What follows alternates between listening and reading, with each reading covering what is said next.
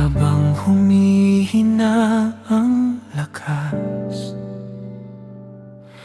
binabalikan ko ang aking daan. Sa bawat takot na dinaanan ko, ikaw ang kasama ko noon.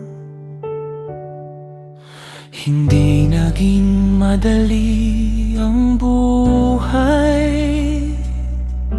may gabi ng pagtakbo at luha. Ngunit sa bawat liko ng landas, hindi mo ako pinabayaan. Ngayon narito ang susunod na henerasyon, mga batang hawak ang bukas. Ang mga kamay kong minsang nangapit, ngayon ay nagbibigay na. Hindi ayon sa inasahan ng mundo, kundi ayon sa plano mo. Sa basbas na ibinibigay ko ngayon, ikaw ang tunay na pinanggalingan. Ang lahat ng mayroon ako galing sa iyo.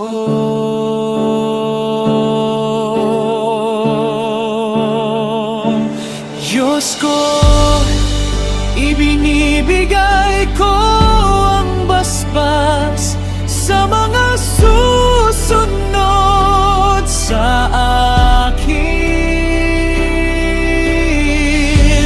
Ang kabutihan mong nakita ko, iparanas mo rin sa kanila.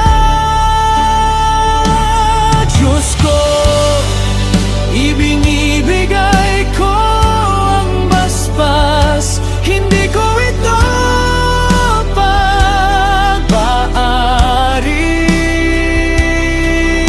Ikaw ang Diyos ng bawat henerasyon, at ikaw ang mananatili lang.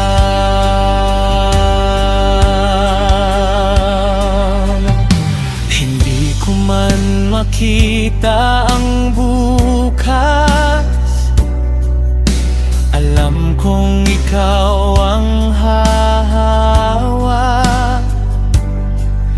Sa bawat batang lalahat pa,